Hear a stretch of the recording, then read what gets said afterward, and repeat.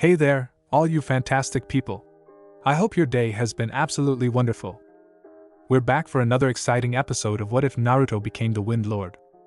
Make sure to show some appreciation to the talented author behind this fanfiction. You'll find the link waiting for you down in the description.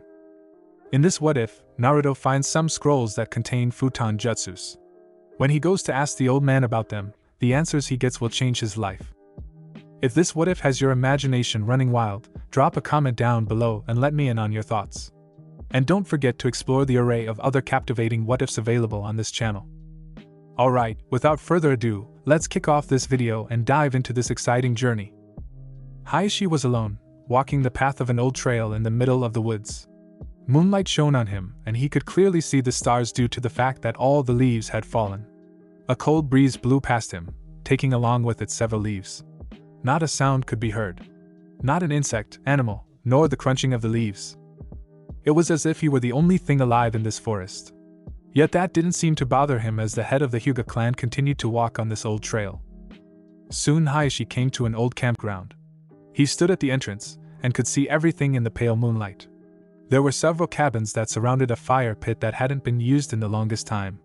The cabins, once white, had fallen on hard times. Several windows were broken and there were holes here and there. The paint had begun to peel to reveal the rotted wood behind them. Hiashi looked at the sign and saw that the camp was called Yuganadaibichi. Not knowing what that meant, Hiashi shrugged and made his way to the nearby lake. Once he was on the dock, he saw a figure in the water. It was a woman, and she was dressed only in her underwear. While that was shocking enough, he received an even larger one when he saw her face. It was his wife. She winked at him before beginning to swim into deeper parts of the lake. Forgetting he was still clothed, Hiashi jumped into the water and swam after her. Nothing else seemed to register in his mind except the need to touch her once more.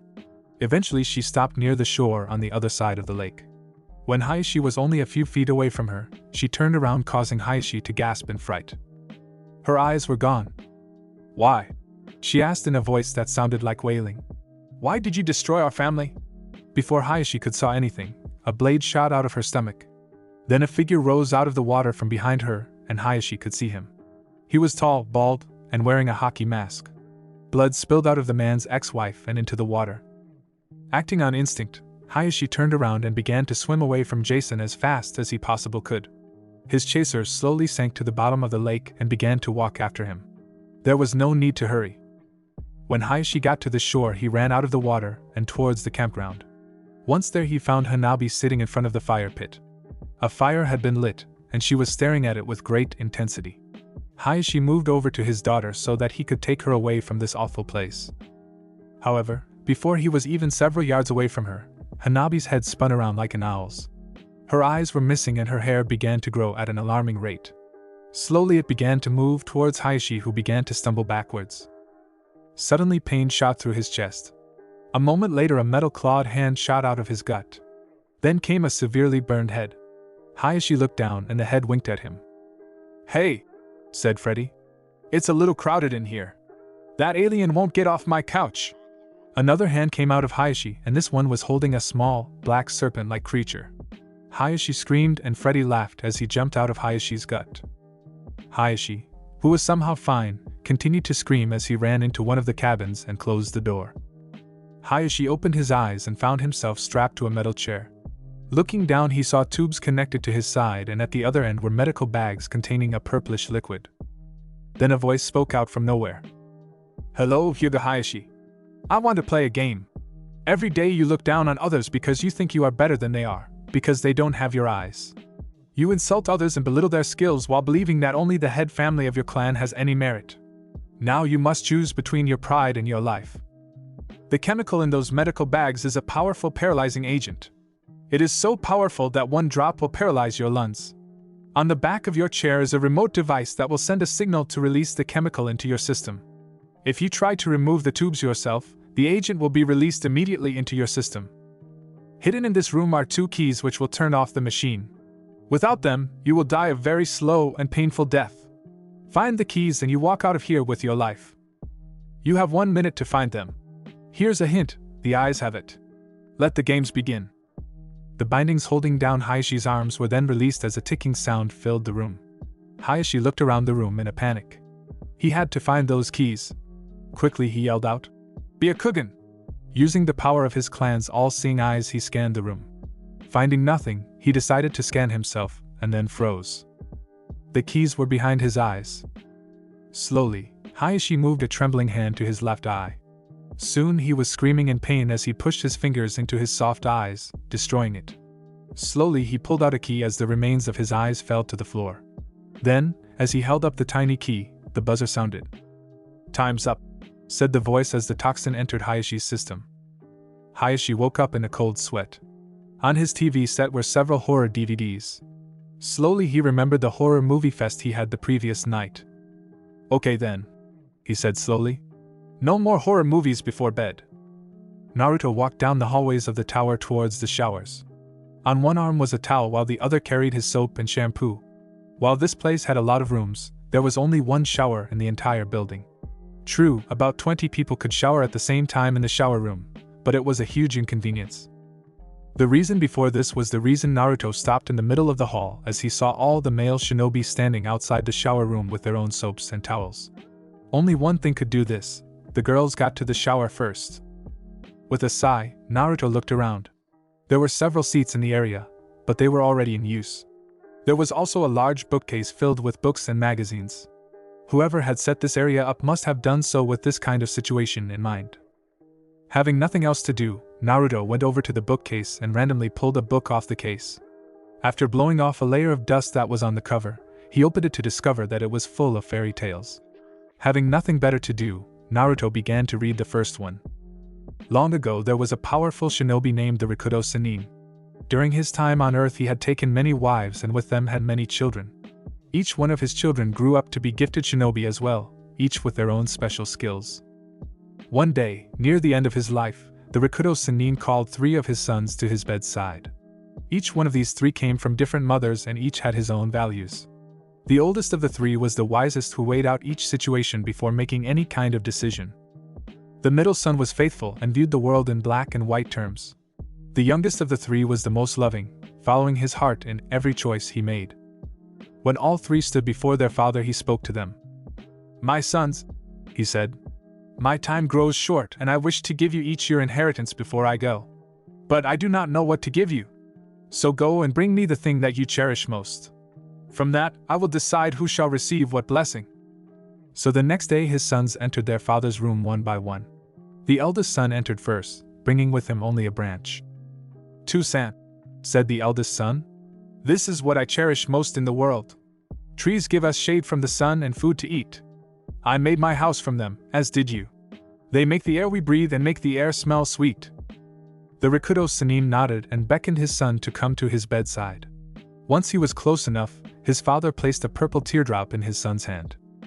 "My son," said the Rikudo Sannin, "you are very wise to thank nature for all it provides. For your wisdom, I shall grant you great power to protect what you cherish. While the giant beasts may destroy the cities, your forests will sap their strength. In the end, they will bow to you like a dog to his master. They will fear you and your powers." Then the second son came into the room with nothing. "To-san," he said, "I cherish my eyes above all else. Like yours, they let me see many things in ways others cannot. With them, I can see all that is good and evil. And with these eyes I shall destroy evil." The Rikudo Sannin nodded and beckoned his son to come to his bedside. Once he was close enough, his father placed a second purple teardrop in his son's hand. "My son," said the Rikudo Sannin, "I am proud that you wish to do good in the world. So to help you with this quest, I grant you great power. On your command, the giant beast will come to you. No matter where they may be, your voice shall always reach them and they shall always appear before you. But I leave you with this warning. Always remember that you are a mere mortal and capable of mistakes. With this power, what will happen can never be undone. So do not pass judgment too rashly or else you shall become the very evil you wish to destroy." Then the youngest brother entered the room with his fiancée. At this, his brother scoffed for he spent much of his time with her instead of training. "To-san," said the youngest of the 3, "you asked what I cherish most in this world and I have brought her to you. She may not be the most beautiful, the best cook, or dress in the finest robes, but she means more to me than anything else. She makes me feel like I can touch the stars with the grace of the eagles. She shall bear my children and create a family for me. As long as I have her, I need nothing else. Bold words, said the boy's father. Then you don't mind if I give your inheritance to your other brothers? Do with it what you wish, for it is yours to give, said his son without wasting a moment. I have earned my love's heart, and it means more to me than anything that is simply given. At that, his brothers shook their heads and called him a fool for turning down power. Then the Rakuto Sannin got out of bed, walked over to his youngest son, and hugged him tightly. My precious son, he said, you are by far the wisest. Strength and power may last only a few decades, but love will last for generations. So unto you I shall grant the power to protect those you care about. Though the giant beasts will try to harm you and your kin, your love will destroy them with their own power.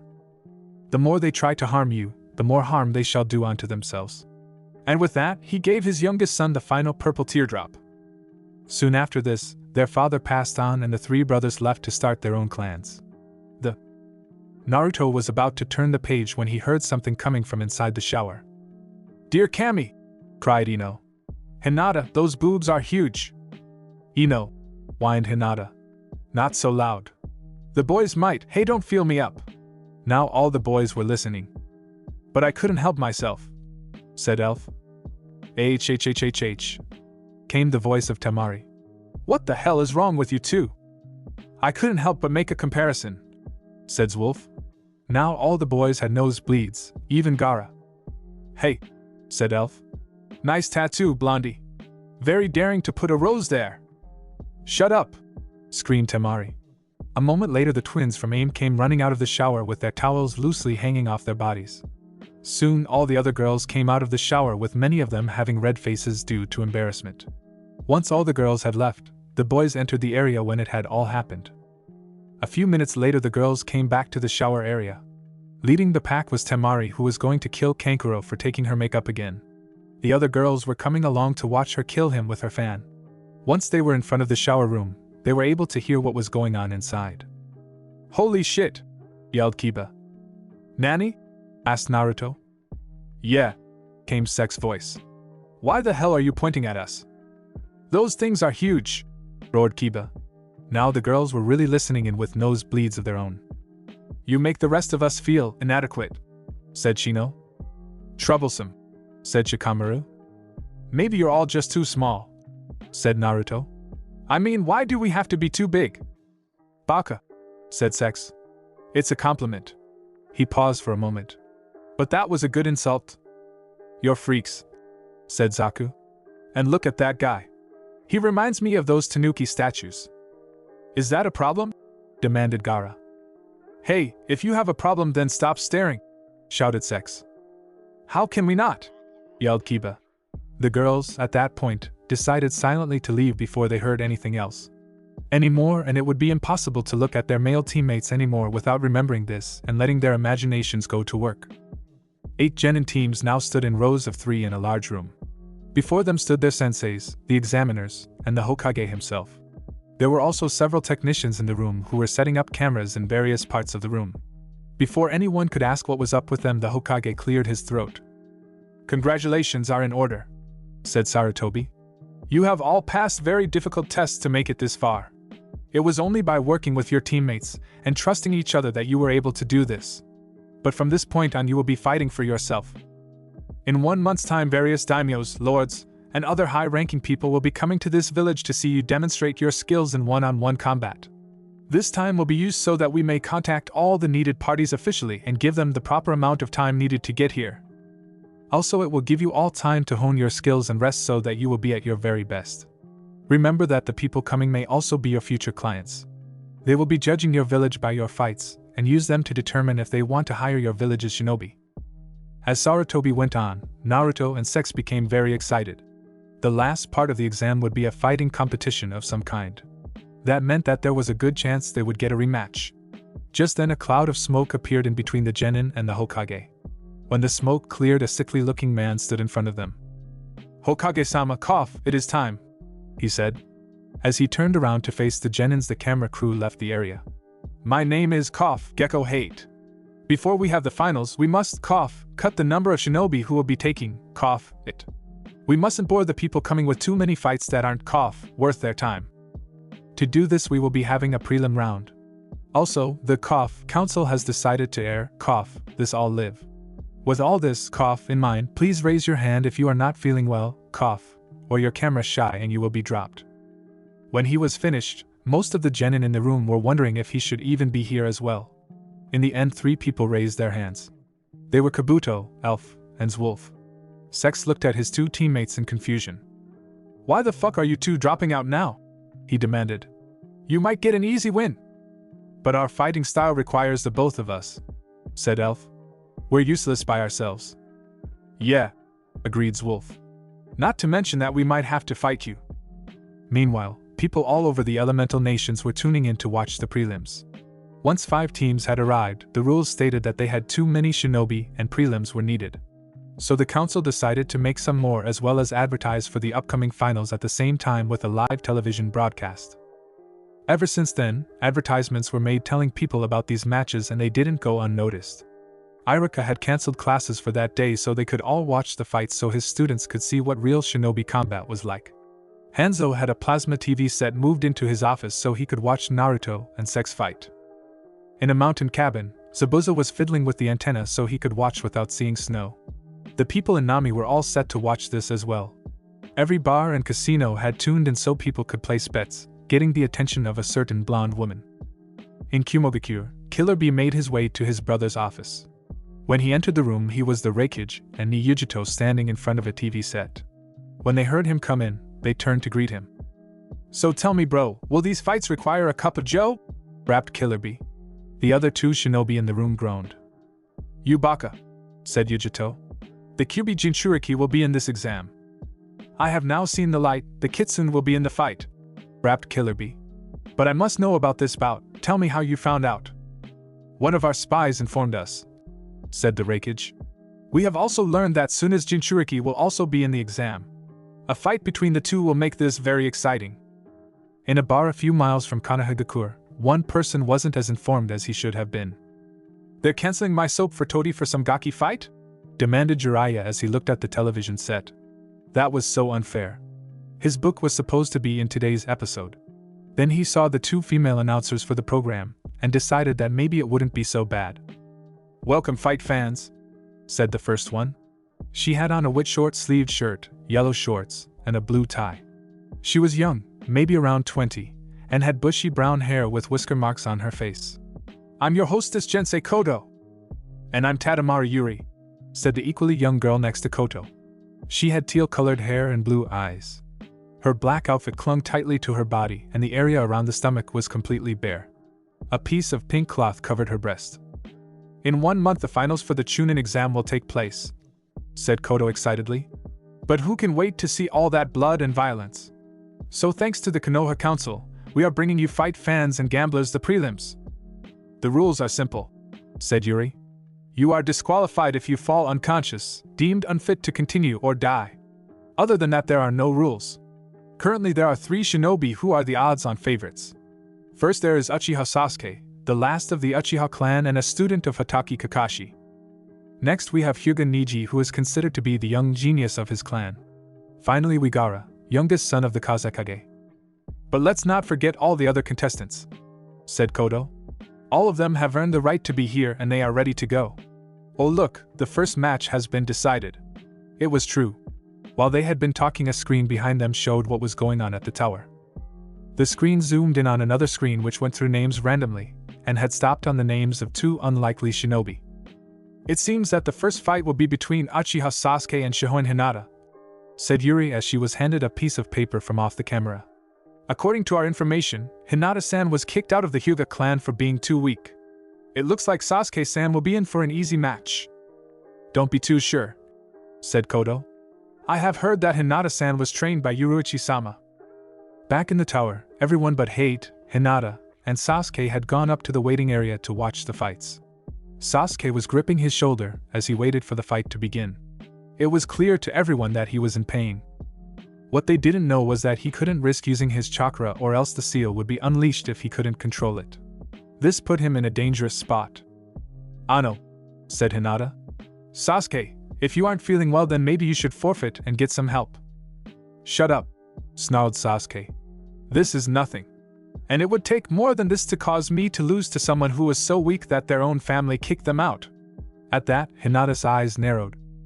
That was uncalled for, said Hinata slowly. Up in the stands, Anko and Naruto shivered knowing that Hinata was barely keeping her anger in check. Well, that was mean, said Haku as she appeared next to Naruto.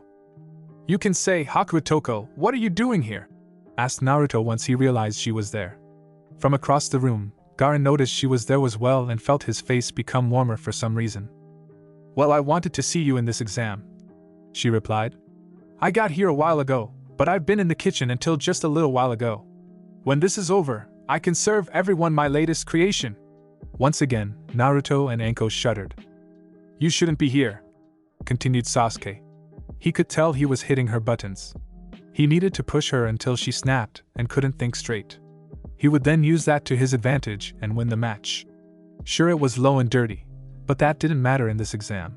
You're just a weak little girl who was only taken in out of pity. When I lost everything, I didn't go crying to others. Alright, that's enough, said Hate. Hajime. What happened next was a blur. Before Sasuke could even get into his fighting stance, he was shot straight into the air.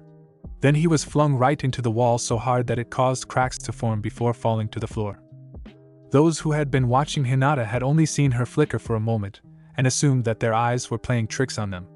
Hate went over to Sasuke and confirmed that he was unconscious. Winner, Hinata! What happened? Asked Yuri. Did she use some kind of mental power? Was that legal? Everything's legal here, said Kodo. As for what happened, let's do a playback in super slow motion. The scene changed and showed the match between Sasuke and Hinata. As Sasuke slowly got into his stance, Hinata used Shunpa to get in front of him to deliver a sky-high kick. Then, while Sasuke was in the air, Hinata got in front of him again, grabbed his shirt, and gave him 2 hard kicks in the gut. She then let go of his shirt and delivered the final roundhouse kick before returning to her original spot. Amazing, commented Yuri. She moved so fast that you couldn't even see her move. And it looks like Kakashi-san is taking Sasuke-san out of the arena. Do you think there's something wrong? Maybe a couple of broken bones, said Koto as she noticed that the next 2 contenders had been decided. Looks like round 2 will be Yamanaka Ino versus Tsuchi-kin. This should be interesting. The Yamanaka clan is known for its mind-controlling jutsus. However, we know little about the Otonin, so it's anyone's guess. Back at the tower, Hinata made her way back to her team while Ino and Kin made their way to the floor. By the time she got halfway, Naruto appeared in front of her and embraced her in a hug, causing her face to turn red.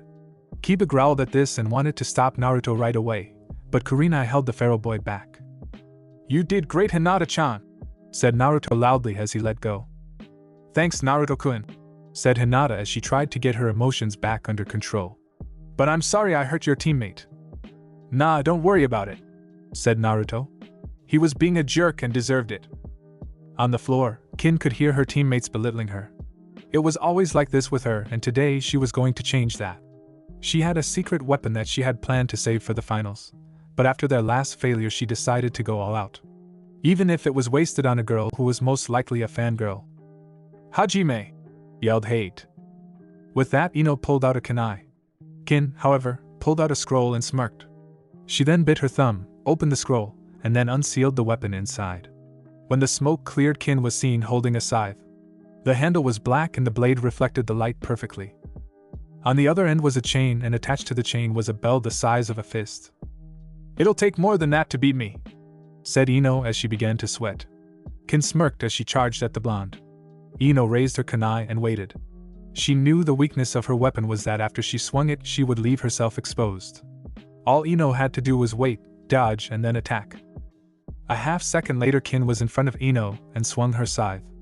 As the blade drew nearer, Ino heard a ringing sound. Then the next thing she knew was that there were 5 blades now. Freaking out, Ino jumped back in time to dodge the attack. What's wrong, Ino? Yelled Shuji. You looked like you freaked out back there. I know, said Ino as she kept her eyes on Kin. There's something off about that weapon. Kin smirked. Even if you knew what it was, there is nothing you can do about it, said Kin as she readied her scythe. This next attack will finish you off. With that, Kin ran at Ino with the back end of her weapon ready to strike. Ino was prepared to act when she heard the ringing of a bell again, and then the bell suddenly became the size of a boulder.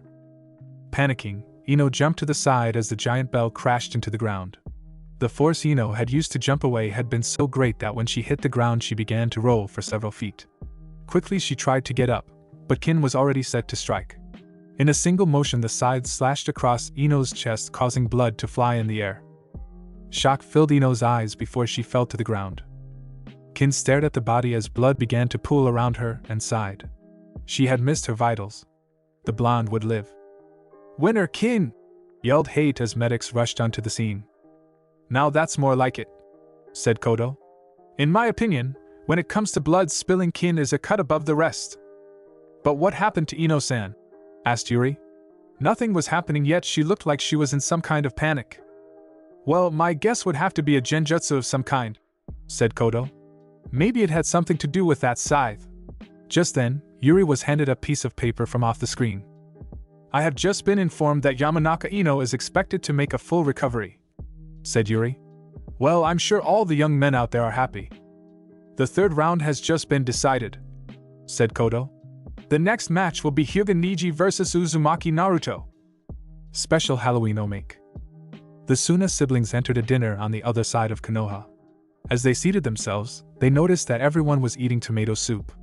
A few seconds later, Haku appeared from behind the counter. "Hello," she said pleasantly. "I'm Uzumaki Haku and I'll be your waitress. Today we have only the soup and the special." "Wait," said Kankuro. "What kind of place has only two things to eat?" "Sorry," said Haku. "But the manager was high when he ordered our last shipment of supplies and we can't use most of it." "Fine, I'll have the soup," said Tamari. "I will also have the soup," said Gaara. "I'll try the special," said Kankuro. "Be back in a flash," said Haku. And true to her word, she was back before they knew it. She handed out the two soups and then gave Kankuro the special. It was a gray, mushy substance with veins all over it. "Who made this?" demanded Kankuro as he poked it with his fork.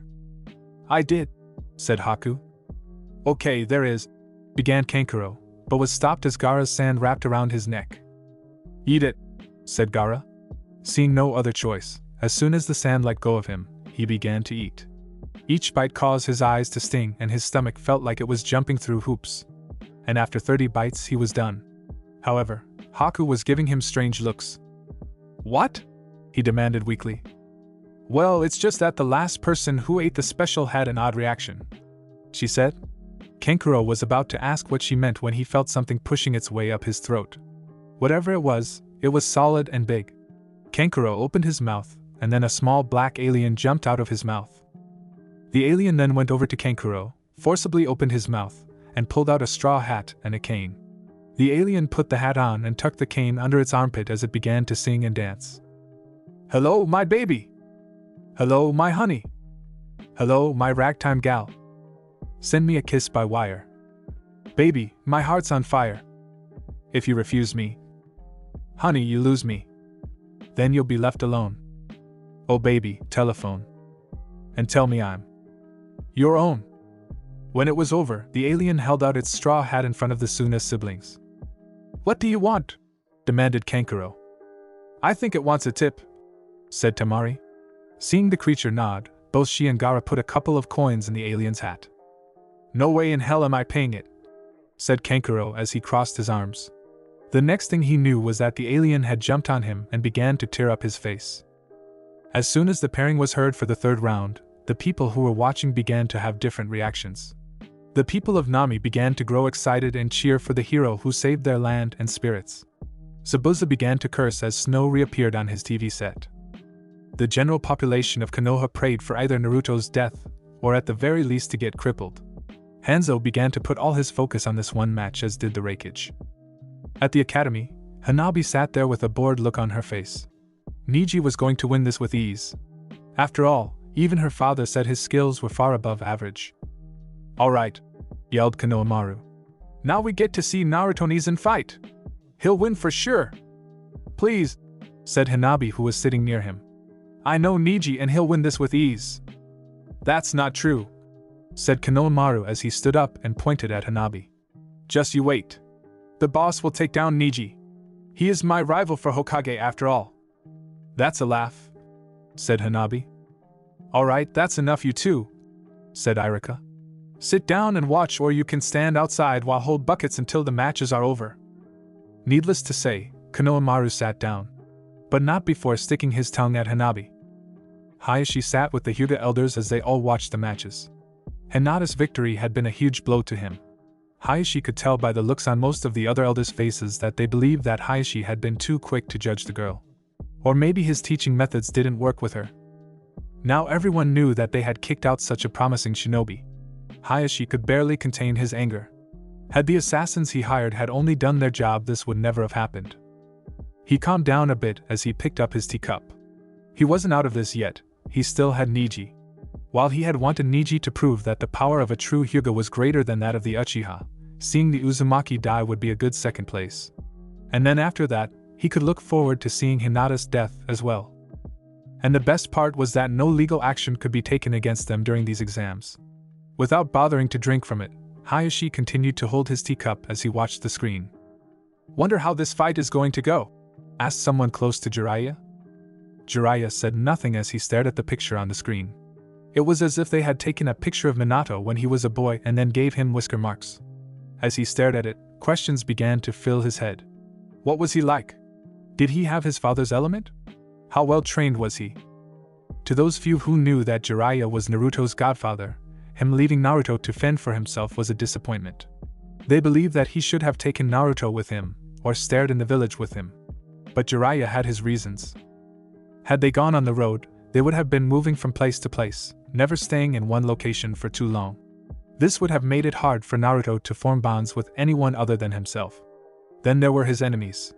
He was human after all and couldn't watch Naruto all the time. All it would take was someone like Orochimaru to go after Naruto to get to him. Also, having a kid around might mess with his research. Staying in the village was out of the question as well. He had his spy network which he felt the village needed. Also, because of this, he had leader about some dangerous people out there that the old man needed to know.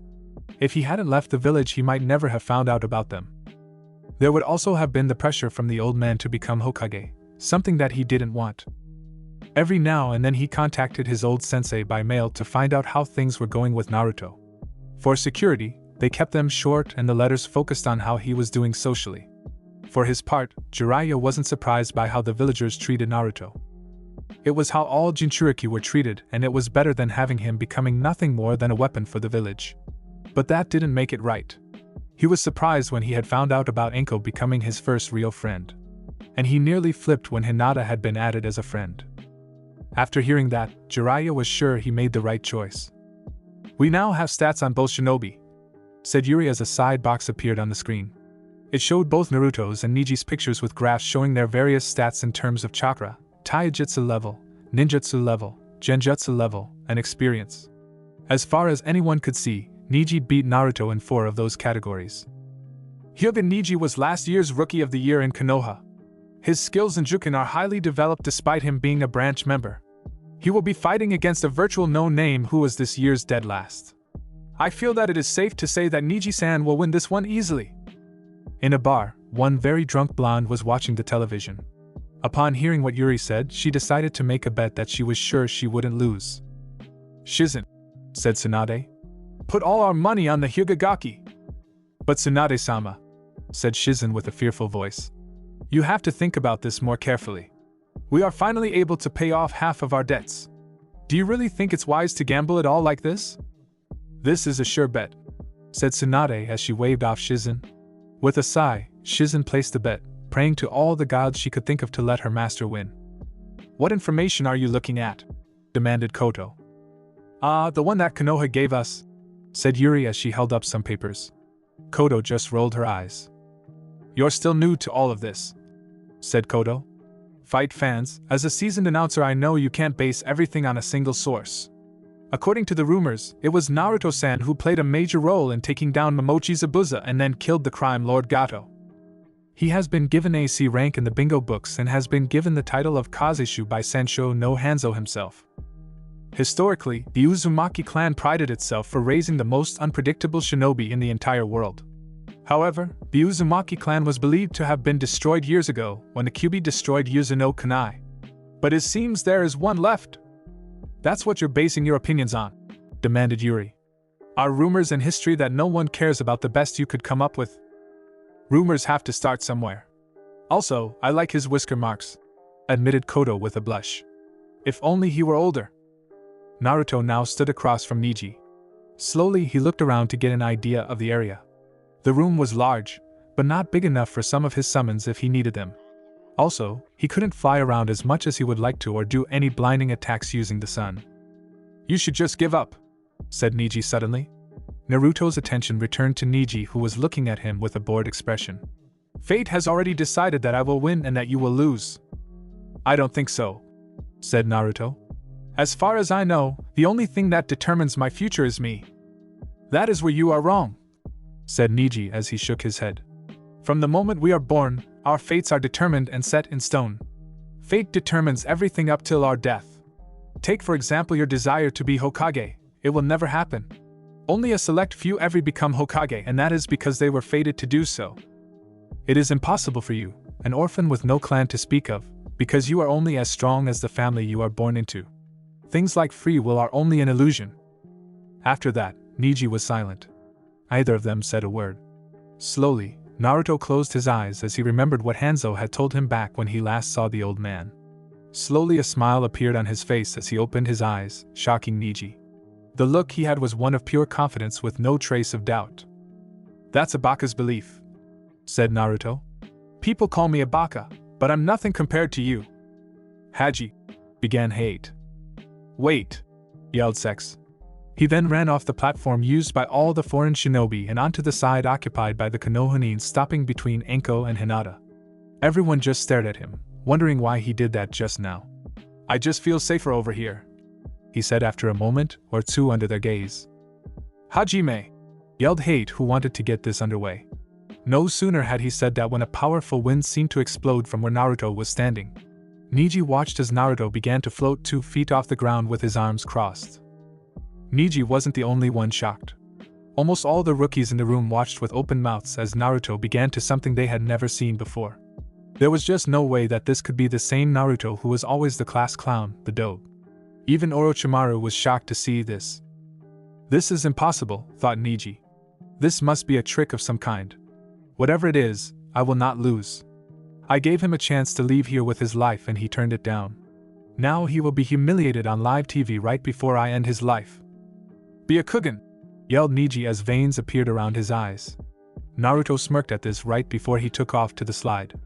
Naruto then began to fly around the room at a slow pace at first, but soon began to pick up speed. Neji, on the other hand, remained where he was.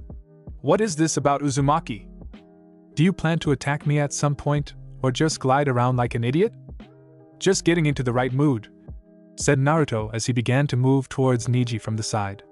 As soon as he was close enough, Neji spun around and prepared to give Naruto a palm thrust to the chest using an upper arm motion. However, as Neji's arm went up, so did Naruto as he blew over Neji. Once he was on the other side of Neji, Naruto quickly spun around to give him a kick to the face. However, Neji saw it in time and blocked it with his forearm. You can surprise me like this, said Neji as they stayed in the same position. I know, replied Naruto. Hinata-chan is my friend after all. Don't you dare mention that loser bitch's name in my presence, spat Neji. Then, for a moment, Neji saw something in Naruto's eyes that scared him. It was only for a moment, but Neji saw pure fury and hatred directed at him. Suddenly Naruto flew backwards by several yards, and then suddenly he stopped. Do you always have to bring that grudge with you into every fight? Asked Naruto as he stared at Neji. It's getting old, Neji, really old. I know all about what happened that night, you know. Hinata-chan was the victim that night, so get over it. No, yelled Neji. If it hadn't been for her, my father would still be here. Naruto sighed. Looks like words aren't enough to get past that thick skull of yours, said Naruto. Looks like I'll have to use my fists. With that, Naruto began to circle around the room once again. But this time it was much faster. As Naruto went faster and faster, it seemed like a whirlwind had formed in the room. Neji continued to stand in the middle of it all, using chakra to glue his feet to the ground. He stood there, doing his best to follow Naruto with his eyes. Then he saw something shot at him from his 10 o'clock position. But something was off. It had a chakra network, and another object with a chakra network was still spinning around the room. Quickly he grabbed a kunai from his holder and slashed at the incoming Naruto, who then went poof. Just then 2 more Narutos appeared, coming from his 3 and 12 o'clock positions. Neji managed to take them out as well, making it seem effortless. What is this? Thought Neji as he noticed 6 more clones coming from multiple sides at once. These aren't normal clones. They each have their own chakra network, and their chakra is evenly distributed. I can't tell them apart. Then, after Neji had destroyed all the clones, the real Naruto shot out at him while spinning his right arm around. Soon, a small twister had appeared around his fist as Naruto yelled out, "Senpyuken!" Acting on instinct, Neji dodged it by sidestepping Naruto, figuring that he could land a hit as Naruto passed him by. Yet the powerful winds that the Senpyuken created were too much, and while he dodged it, he was still sent flying till he hit the wall with a loud thud. Damn, that hurt, he thought. If that was just from getting too close, I'd better not get hit by it directly. Neji's eyes then widened when he saw that Naruto was still coming while his back was turned. Neji spun around and leapt as far from the wall as he could as Naruto's fist connected to the wall. The effect was immediate. One moment the wall was there, and the next there was a huge explosion. Chunks of rock went flying forward, going through several walls. In fact, Naruto could see the outside from where he was. All that remained was rubble, large rocks that were too heavy, and several bits of metal. Luckily for the foreign genins, their senseis sensed the danger and were able to get them out of danger. Except for Gaara, who had to do so on his own. Now everyone stood on the same side, staring at Naruto, trying not to piss their pants at the power jutsu that he had. We need to rethink the rules, thought the old Hokage as he took a drag. When we made the rule that there weren't any rules, we never thought we'd have to deal with something like this. I'm just glad Naruto hasn't summoned anything yet. Now Naruto was on the ground, staring at Neji with a small smirk. So Neji, said Naruto smugly, am I still fated to lose here? Do I still have no talent since I don't have a family? I stand by what I said Neji as he got into his fighting stance. I just have to get close to him to seal off his chakra. Fine then, said Naruto as he raised his right arm straight above his head. I guess I'll try this jutsu on you. With that, Naruto began to spin his arm around while keeping his palm flat. Soon, an almost flat disc of wind appeared an inch off of Naruto's palm. Soon it took the form of a shuriken. Naruto then brought his arm down and took a position that looked like he was about to throw a frisbee. Naruto then threw this wind shuriken at Neji while yelling, "Senpa Shuriken!" Neji was about to dodge the attack when he saw it break apart into small bits of spinning wind. Soon there was 24 or more of them. Seeing how spread out they were, Neji knew he couldn't dodge all of them or get out of the way in time. Knowing the only way out of this, Neji got into a position and then began to spin his body around while yelling, "Kaiten!" Soon a spinning dome of chakra appeared around him and deflected the attack. Naruto just stood there and watched, impressed with the jutsu he had just seen Neji use. As soon as his jutsu ended, a tired Neji launched himself towards Naruto. What happened next was Neji fighting at close range. He continued to launch palm thrust after palm thrust while forcing Naruto to retreat. But it wasn't as if Naruto wasn't fighting back. The blonde sent his own fists towards Neji in attempts to hit him, which failed. Well, said Tenten as she watched Neji force Naruto to back up some more. It looks like Naruto's speed isn't as on the ground. That might be true, said Sex. But all that will mean nothing if Neji-san can't clip the Kazeishu's wings. Seeing a palm thrust directed at his chest, Naruto decided to go fly upwards while backing up so he could keep his eyes on Neji. He noticed now that Neji looked like he was running low on chakra. Sweat seemed to be covering him face and dripping on his clothing and the floor. He had been like that since the Kaiten, so Naruto figured that had to be the reason. It used too much chakra and Neji hadn't built up his reserves enough. A smile appeared on his face. Time to end this, Neji, said Naruto as he began to spin his right arm around. However, no visible wind seemed to feel like last time. Naruto then stopped and then examined his arm to see something he hadn't noticed before. Around his arm were red dots. When did you finally notice? Said Neji with a smirk. I closed all the chakra points in your right arm while we were exchanging blows. Now I don't have to worry about that Senpyuken of yours. Face it, your fate is still to lose to me. Is that so? Said Naruto as he lowered his right arm.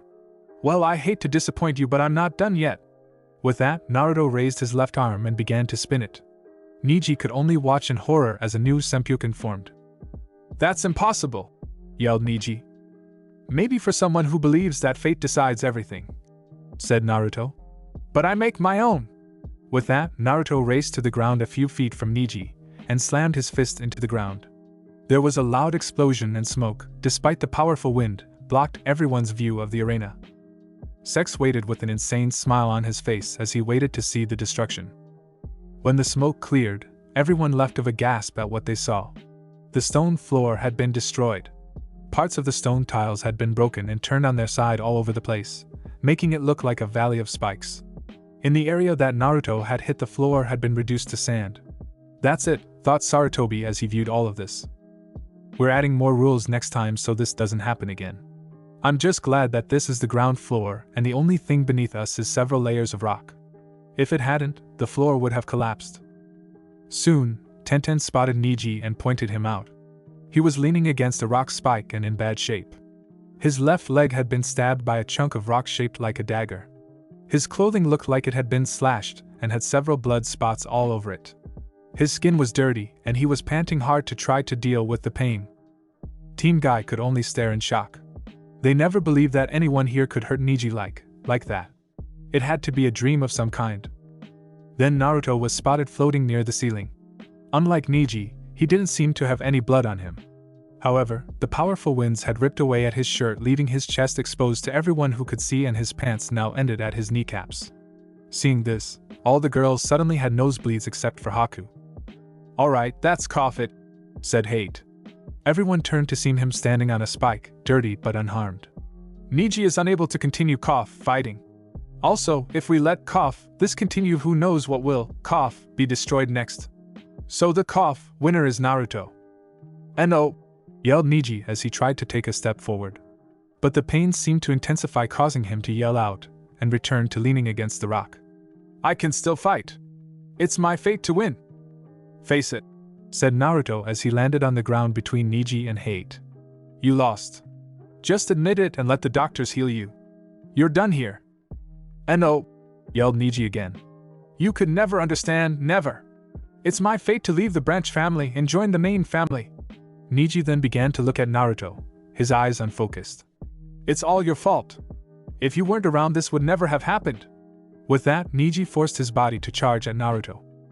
He had only taken 5 steps before Hate appeared in front of him and punched him in the chest. With that, Neji fell backwards and passed out on the floor. When I say the match is over, I mean it, said Hate to Neji's form. He then looked at all the overgenins. This goes for the rest of you all well.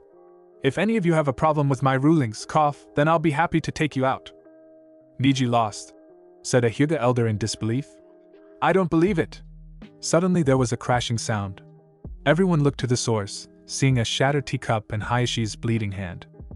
Hiashi-sama, said another elder. Are you alright? I'll be fine, said Hiashi darkly as he stared at Neji. Just as soon as I take out some trash. What a blast, yelled Koto as she began to twirl around. Sorry boys, but at a punch party like this a girl can't help but dance. The third round goes to Naruto-san, who has, for someone his age, a nice 6-pack. Now if only I could find age acceleration potion for him or a youth potion for me. But what happened to Neji back there? Asked Yuri. My guess is that he must have had some kind of mental breakdown or something, said Koto. Destroying one's beliefs tends to do that to a person. It looks like he'll have to seek both physical and mental help before he's ready to return to his duties as a shinobi. And I think we can all safely say that Naruto-san has earned his title as the Kaze-shu. Whatever you say, said Yuri. She then looked at the screen and let out a sigh. And it looks like the Kaze-shu already has some mistresses. Naruto had floated over to where had been standing with his team. As soon as he landed, Hinata went over to him and began to look at his right arm. It'll take a while for your chakra points to become unplugged, she said. They then took out a small jar and held it before Naruto. But don't worry, Naruto-kun, I have some healing salve that should help speed up the process. She was then about to undo the cap when Anko took it from her. I'll do that, she said. After all, he is my teammate. Hinata quickly took the jar back. It's no problem, Anko, she said with a forced smile. After all, I know more about this than you. Well, maybe we don't need your silly little medicine, said Anko as she grabbed Naruto's arm and pulled him over to her. After all, he is a fast healer. Why don't you go and stand with your team? But I can't ignore someone who's injured, said Hinata as she grabbed Naruto's other arm and pulled him over to her. Besides, it'll only take a moment. Can I say something? Asked Naruto. No, said both Anko and Hinata at the same time. This is said Gaara as he watched a battle like none he had ever seen before. Personally, he didn't understand why they hadn't taken their weapons out by now. Really, you think so? Asked Haku, who Gaara just realized he was standing next to.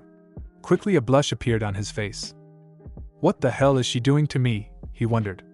Is she controlling my heart and blood flow somehow? I'll have to ask Baki-sensei about this later. Thanks for listening. I do hope you enjoyed.